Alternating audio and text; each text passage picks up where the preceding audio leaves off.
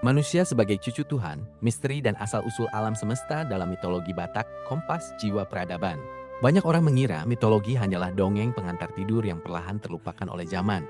Namun bagi sebuah peradaban, mitologi adalah kompas jiwa. Ia bukan sekedar cerita, ia adalah kumpulan narasi suci yang membedah rahasia asal-usul jagat raya, alasan manusia berpijak, hingga garis batas moral yang menjaga kehidupan. Mengapa ia penting?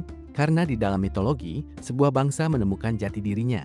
Ia menjelaskan fenomena alam seperti gempa dan badai jauh sebelum sains memiliki nama untuk itu. Lebih dari segalanya, ia menanamkan rasa hormat yang mendalam pada alam dan sesuatu yang jauh lebih besar dari diri kita sendiri, sang transenden. Mitologi ini diambil dari mitologi Batak oleh Radermacher 1781. Sayang sekali dia tidak menulis semua informasi yang dia dapat. Bagian Stua Trinitas di atas awan. Dalam heningnya sistem kepercayaan leluhur Batak, dunia tidak berjalan sendirian. Jagat raya dikendalikan oleh 3 kekuatan utama. Di puncak tertinggi bertakhta Batara Guru. Dialah sang penguasa surga, bapa umat manusia, sekaligus arsitek bumi. Di bawah otoritasnya terdapat Soripada yang menjaga ruang antara langit dan bumi, serta Mangala Bulan yang berkuasa atas daratan.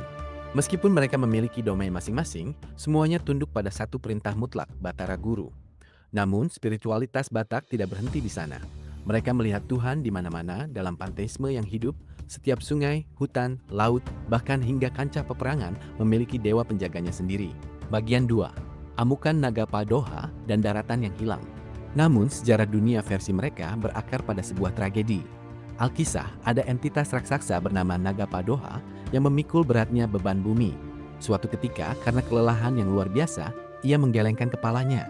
Guncangan itu begitu dahsyat hingga daratan awal tenggelam, lenyap ditelan amukan air. Dunia pun kembali hampa, hanya menyisakan hamparan air tanpa ujung.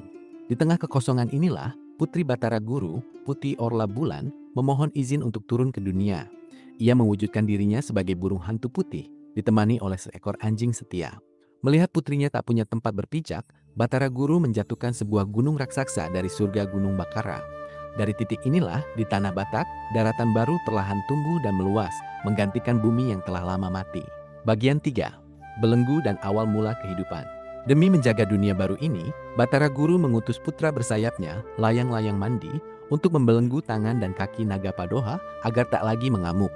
Hingga hari ini, saat tanah Batak bergetar karena gempa, masyarakat percaya itu adalah sisa-sisa amukan Naga Padoha yang mencoba menggerakkan kepalanya di bawah sana.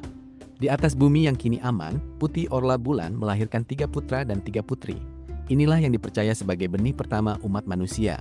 Bagi masyarakatnya, spiritualitas bukanlah tentang ritual yang kaku, melainkan tentang menjaga harmoni agar terhindar dari malapetaka, sembari tetap waspada terhadap 4 roh jahat yang selalu mengintai untuk membawa penderitaan.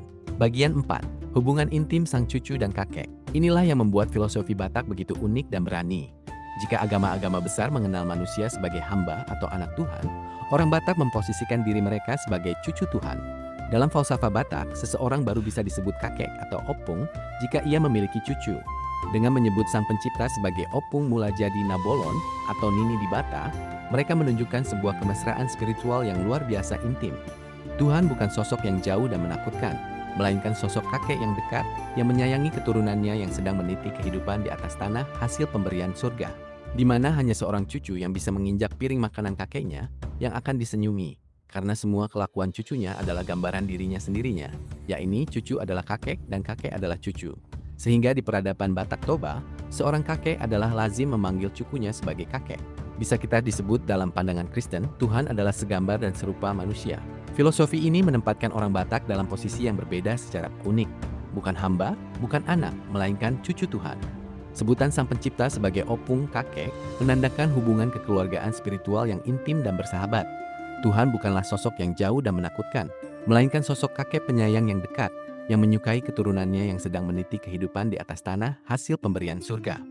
Sebuah hubungan sebegitu intimnya, hubungan itu bisa digambarkan dalam istilah saudara kita Jawa yang menyebut Manunggaling Kawula Gusti. Bisa diartikan sebagai bersatunya Tuhan dengan manusia. Bagian 5. Naga di bawah tanah. Saat naga padoda menggeliat. Ini adalah sebuah ikatan intim yang tak lekang oleh waktu, antara manusia, alam, dan sang kakek semesta. Namun hubungan kekeluargaan ini tidak hanya tentang kedekatan, ia juga tentang tanggung jawab. Inilah pesan terkuat mitologi Batak tentang perlindungan alam, penjara di mana naga Padoha terikat untuk menjaga bumi.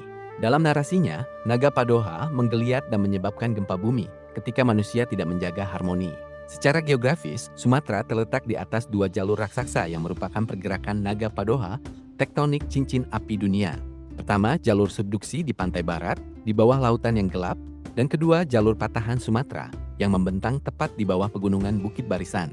Keduanya adalah naga tektonik yang sewaktu-waktu bisa menggeliat, menciptakan gempa dan tsunami yang dahsyat dan tak terprediksi.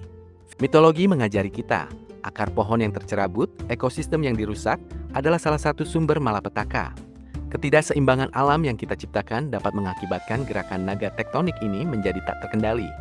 Melindungi alam bukanlah pilihan, melainkan keharusan untuk memastikan naga Padoha tetap tenang dalam belenggunya.